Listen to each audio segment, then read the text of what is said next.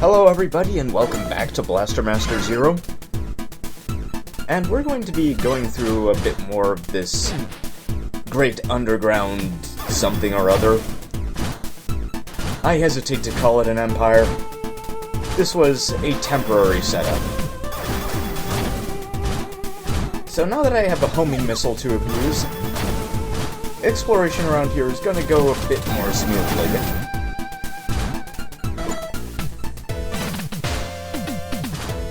See, I already went there.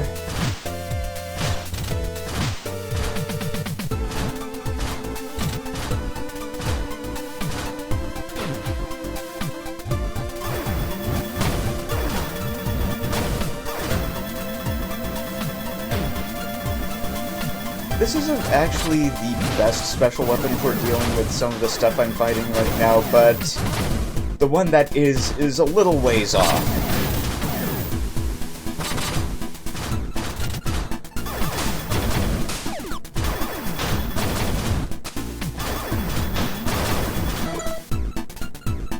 Besides, each missile costs me 1 pip on the special bar, so even with a full bar, it's not actually going to last very long. But there's nothing else I'm using special energy for at the moment. So it's the best way to speed through this kind of thing.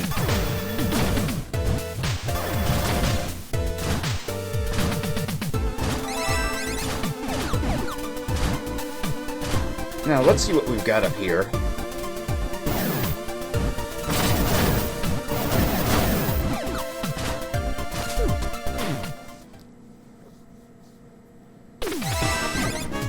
Another goo room.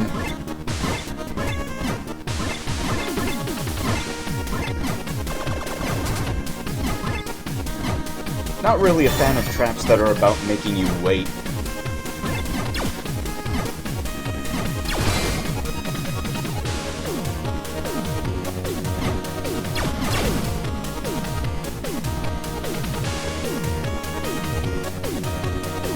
One of the great things about the map is that side areas that actually have things like items or bosses or whatever are actually marked on your map, so unless you're really in need of personal power-ups or ammunition, you don't actually have to go into a lot of these areas.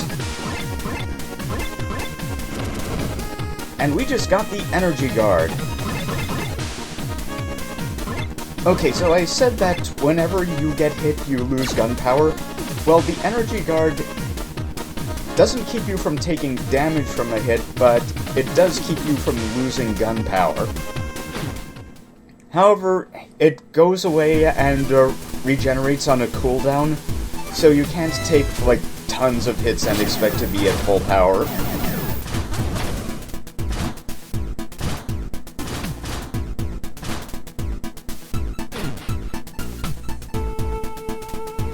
Personal gun overall is a lot more useful in this game than it was in the original Blaster Master.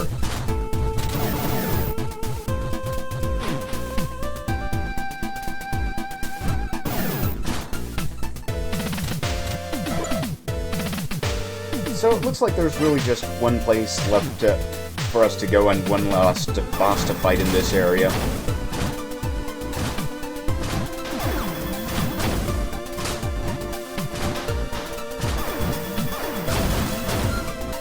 One of the things about Blaster Master Zero is that, unlike the original, it creates some context for all of these underground ruins and areas by tying it into an actual backstory.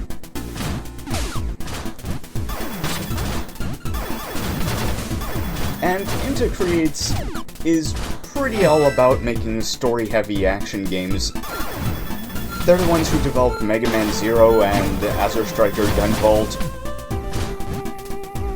And those are not text-light action games.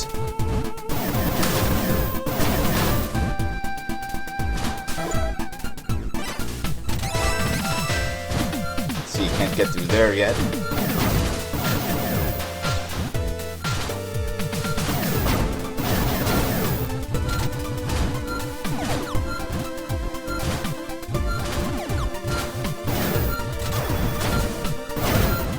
Also, homing missiles are actually relatively smart in this game. They will prioritize closer targets.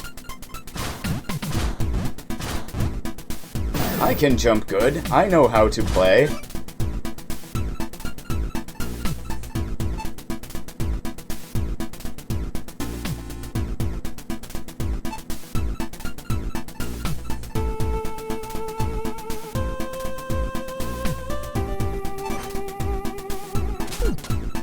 One of the little details I like about the Sophia 3 in this game is that it vibrates when you're inside it and idling the engine, but once you pop out of it, Jason apparently turns the engine off before he goes anywhere.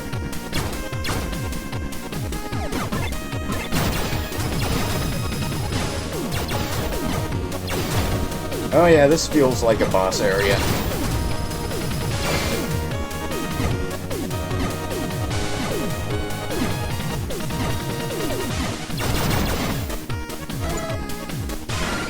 The game is not subtle about which areas contain the actual area bosses, because they are always much larger than any other of these top-down spaces.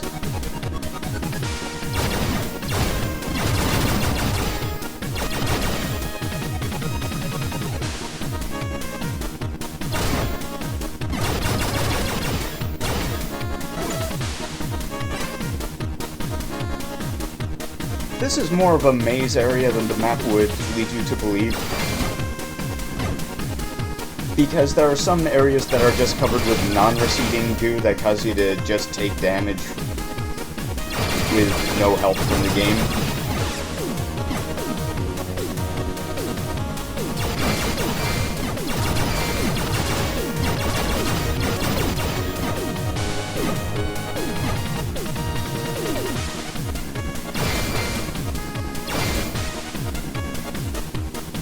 But other than that, this is not a difficult area. The enemies are still pretty weak.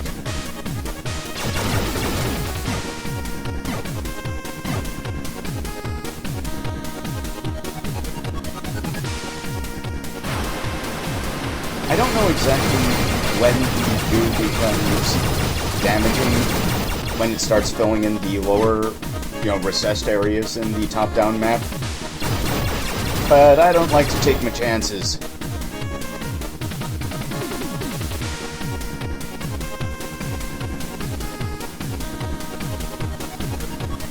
And during this playthrough I discovered that if you hold the R button you can side strafe. How I went through this game without knowing that, I have no idea. I don't know if it'll actually make anything easier, but...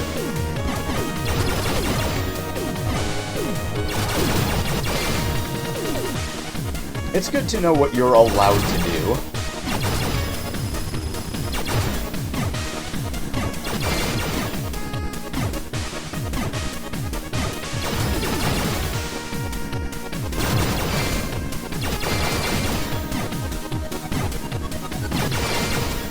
Yeah, Blaster Master is a game that's part of a long history of remakes that allow you to have new solutions to old problems.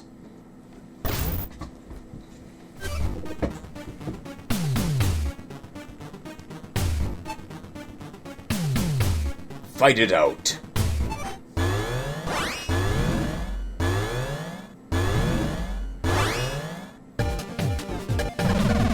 Okay, Crabulous. This boss will stab you with its claws if you let them live, which I am not going to do.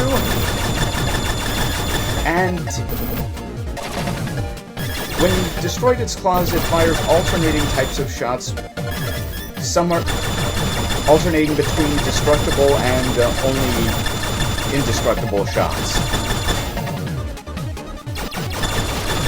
And then it just repeats. It's nothing special.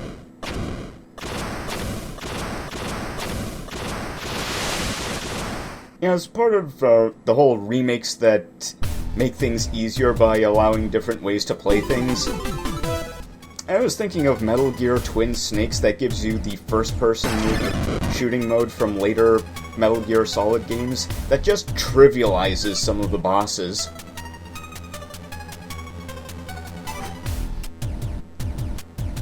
A person? Well, this is new. The original Blaster Master was a solo journey.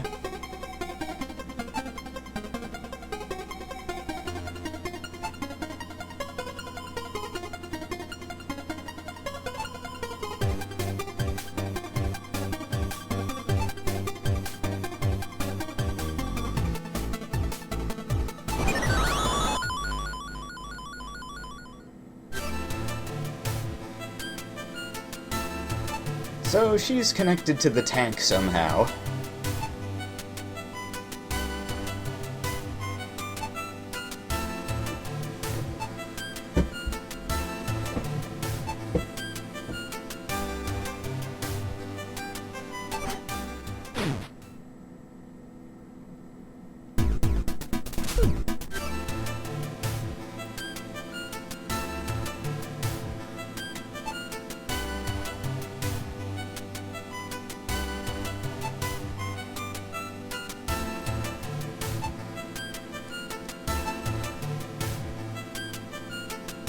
Look, I don't know either.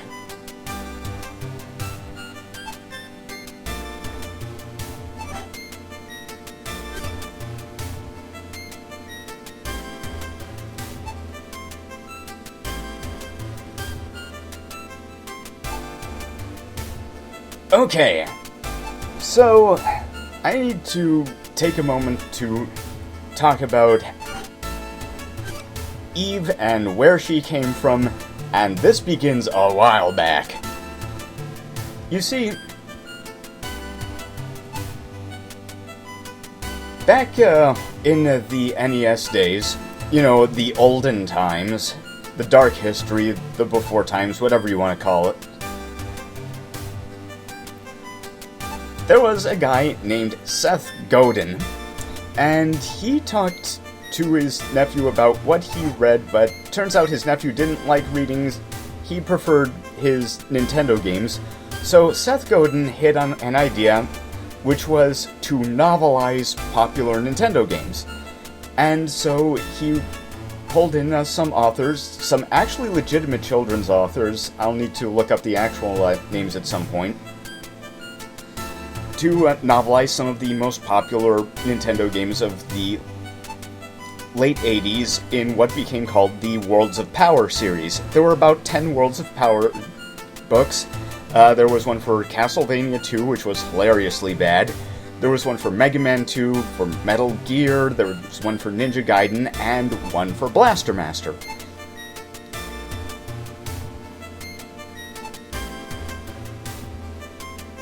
So, one of the things about Blaster Master that was unique among a lot of the things that were novelized is that Blaster Master was a solo journey. There was no additional conversation point, no additional characters. So, Seth Godin and the people who worked for him had to invent one, and that's where Eve came from. Eve was cast as the mechanic and original owner of the Sophia 3 tank. And so they had someone to bounce dialogue off of for the entirety of the Blaster Master novel.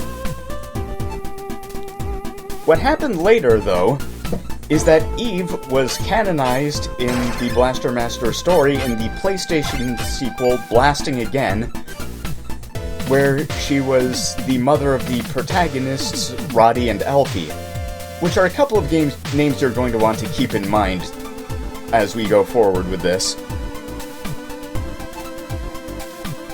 However, Eve did not appear in any version of the original Blaster Master, so when Inta Creates went to make Blaster Master 0, they finally inserted Eve into the original Blaster Master story in video game form. Her role is actually a bit different in Blaster Master 0 and 02, but we'll be getting around to that. So anyway, for beating that boss, we picked up a couple of things, one of them being Eve. The second being the Crusher Shot, which allows us to destroy any destructible block in the game, and is the strongest power-up for the main gun of our tank. We're not going to be moving on to the next area quite yet, as there's something I want to check out. I see a marker for a power-up here, so I'm going to see if I can go back and get that one. I might have forgotten if I can actually get it right now or not, but it's not that far, so we're going to go get. So one of the things you can do with Eve is talk to her through the tank menu, and she will describe whatever special shot or special weapon you have equipped. And there are also points in the game, like when you come to a new area or reveal some plot tidbit or whatever, where you can have some other kind of conversation with her, like the talk command in Phantasy Star 4, or the way, or more appropriately, like the way you use the in Emerald Dragon. There's a lot of story and character stuff you can miss by not using the talk menu in this game.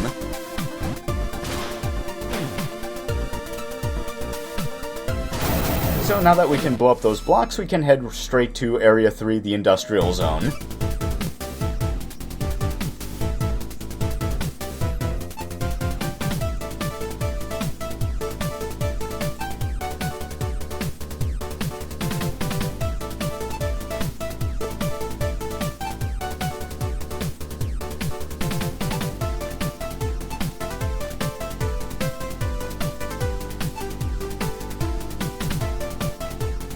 Well, that's, suspicious.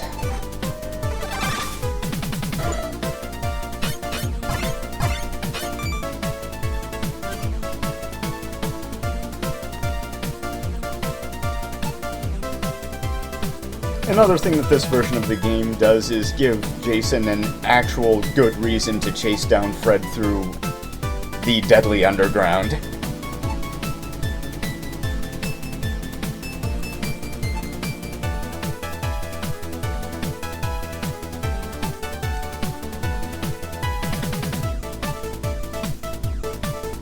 Also, I really like the talk screen in this game for some reason.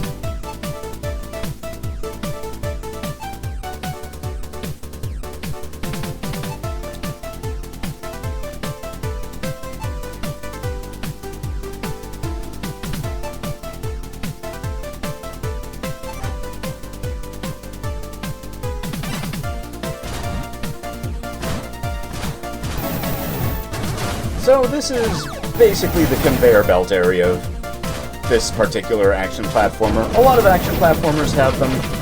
Blaster Master is no different. It came out in '88 before this kind of stuff became stale.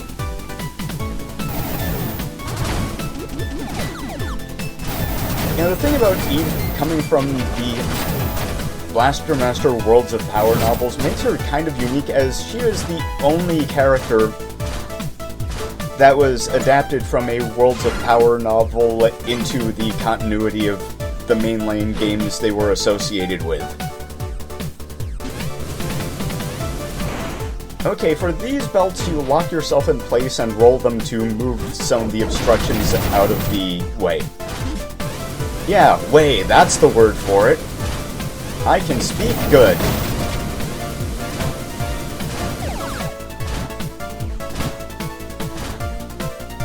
Well, that's a problem we can't solve now.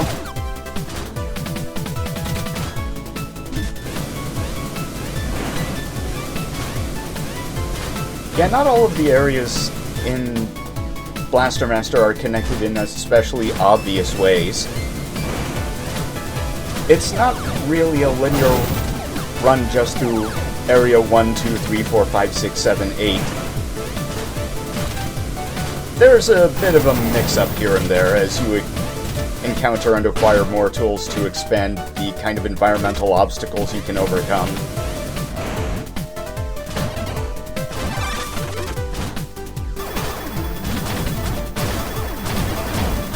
Like I said before, one of the weaknesses of the original Blaster Master was that it was a very large and difficult game that you were expected to overcome in completely one sitting.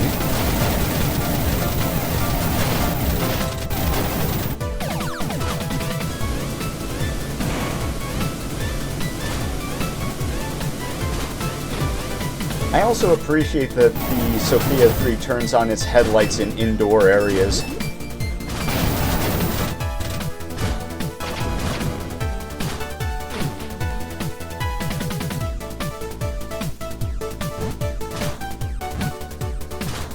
Okay, let's see what's going on here. You can't jump up that pit up there quite yet. And there's nothing we can do here if we don't want to kill ourselves.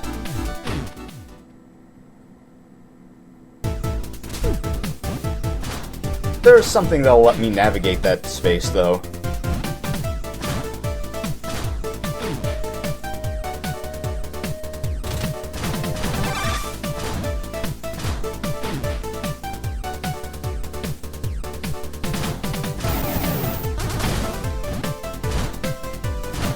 Yeah, part of the things you have to learn when exploring a game like this is figuring out what looks like progress and what doesn't.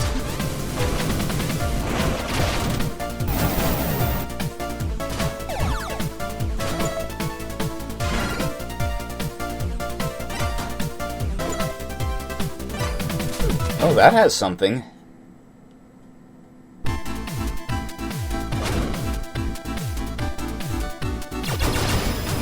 Ow. Yeah, this is the part of the game that really expects you to have figured out, hey, you can blow up cracked walls with bombs. If you haven't figured that out yet, you're not gonna get anywhere.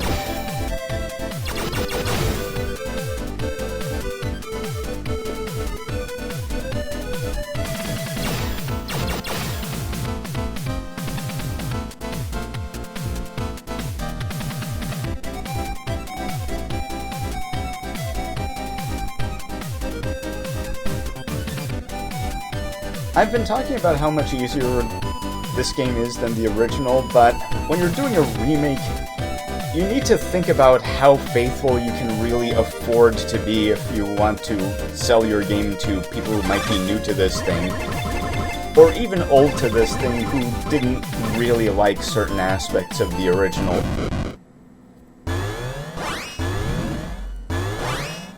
I feel like this conversation has become somewhat louder recently with the Final Fantasy VII Remake. And lordy knows that has changed some things.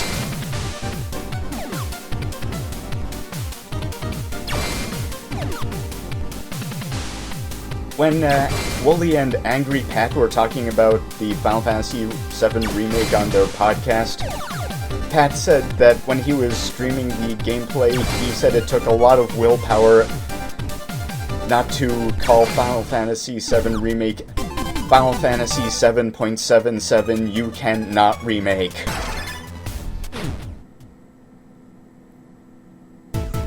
So we found the flash bomb, which I guess answers our previous question. I sure hope that Bionic Commando guy doesn't need it. Yeah, he'll be fine.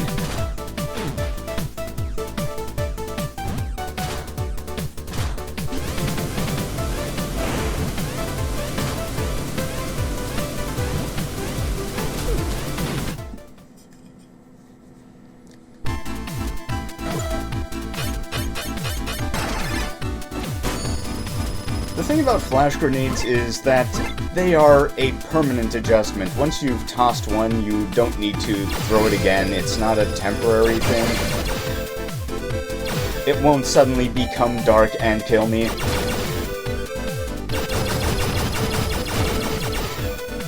They've made sure that it's really dangerous to walk around dark areas in this game.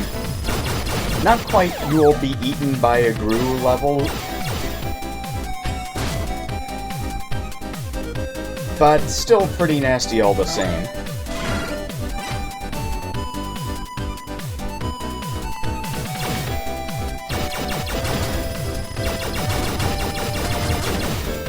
My favorite thing about the Gru, by the way, is that it was invented to make Zork make more sense. In that, originally, if you stumbled around the dark, you were going to fall through trapdoors until someone pointed out, hey, wouldn't falling through a trapdoor in the attic just dump you on the previous floor and not kill you instantly. So they had to invent a darkness-dwelling creature.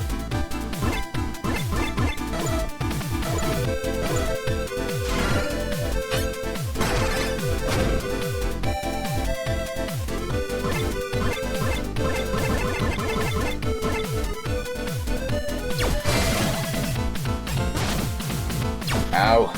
Yeah, those, laser dudes can shoot you from off-screen too. It's pretty nasty.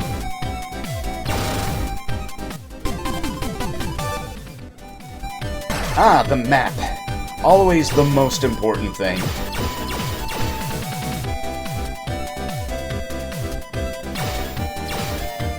Though there's one area in this game where you can only really get the map after you've already beaten the area boss.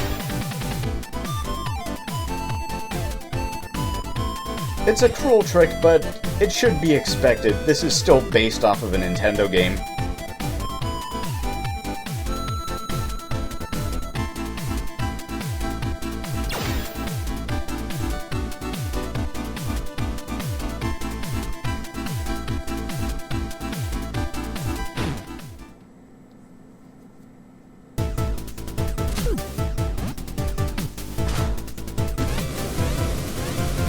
As for the actual success of the Worlds of Power novels, these were sold in some bookstores, but also through the Scholastic Book Club.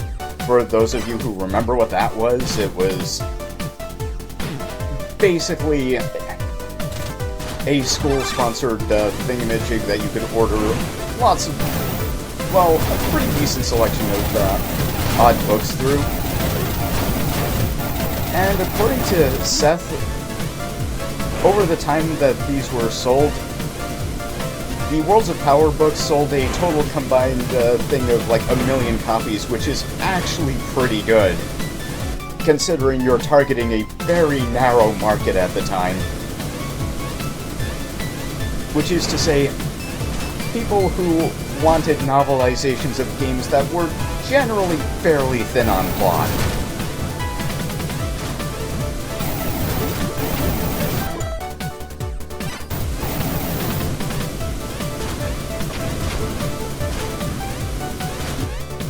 Like, one of the things that Ninja Gaiden was famous for back in the day was simply the act of actually having cutscenes.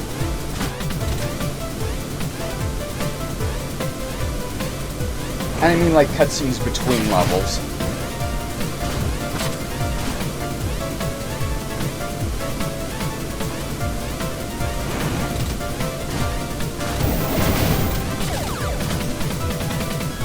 These climbing sections are no problem, just don't get squashed into the ceiling. I don't know if it'll instantly kill you, but I'm not interested in finding out. Oh hey, the life up is just out here in the open. Each area has its own extender. Anyway, here's a save point near a couple of bosses, so we're just gonna shut this down for now. I will be seeing you next time. Goodbye.